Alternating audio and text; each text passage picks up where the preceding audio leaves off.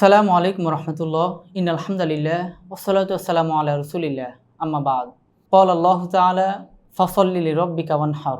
আল্লাহ তাআলার দরবারে লাখো কোটি শুকরিয়া যে মহান রাব্বুল আলামিন আমাদেরকে সুস্থ রেখেছেন। আমরা সকলে অবগত রয়েছি কিছুদিন পরেই পবিত্র ঈদুল আজহা। পবিত্র ঈদুল আজহার মূল প্রেক্ষাপট হচ্ছে কোরবানি। কোরবানি সম্পর্কে আল্লাহ তাআলা পবিত্র কোরআনে ইরশাদ করেছেন ফাসাল্লি লিরাব্বিকা ওয়ানহার, যে তোমরা নামাজ কায়েম করো এবং কোরবানি প্রদান করো। আল্লাহ তাআলা আরেকটি আয়াতে বলেছেন লা ইয়ানালাল্লাহা লুহুমুহা ওয়ালা দিমাউহা ওয়ালাকিন ইয়ানালুহুত তাকওয়া মিনকুম।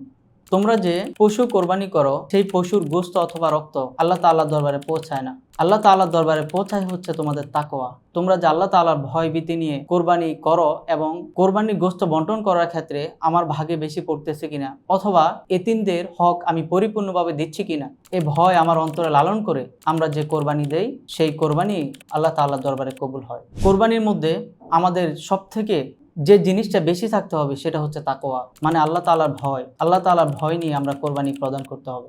তো সম্মানিত হাজিরিন, কোরবানি ওয়াজিব হওয়ার শর্তসমূহ মুসলমান হওয়া, প্রাপ্তবয়স্ক হওয়া, সুস্থ মস্তিষ্ক সম্পন্ন হওয়া, মুকিম তথা নিজ এলাকায় অবস্থানকারী হওয়া, ঈদের দিন সুবহে সাদিক থেকে ঈদের নামাজ পর্যন্ত জীবিত থাকা।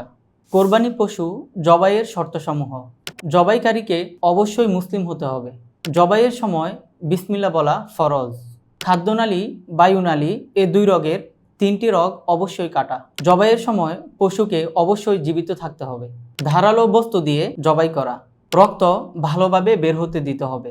জবাইয়ের পর পশুকে অমানবিক কষ্ট না দেওয়া। কোরবানির নির্দিষ্ট সময় তথা 10 জিলহজ, 11 জিলহজ, 12 জিলহজ এই 3 দিনে যে কোনো একদিন কোরবানি প্রদান করা।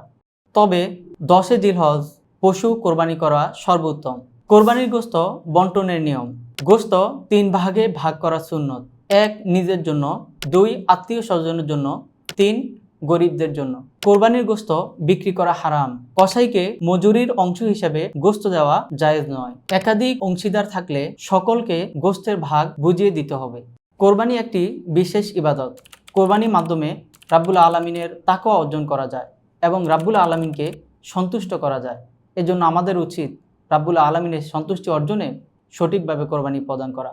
আল্লাহ তাআলা আমাদের সকলের কোরবানিকে কবুল করুক। ওয়া আখিরু দাওয়ানা আনিল হামদুলিল্লাহি রাব্বিল আলামিন।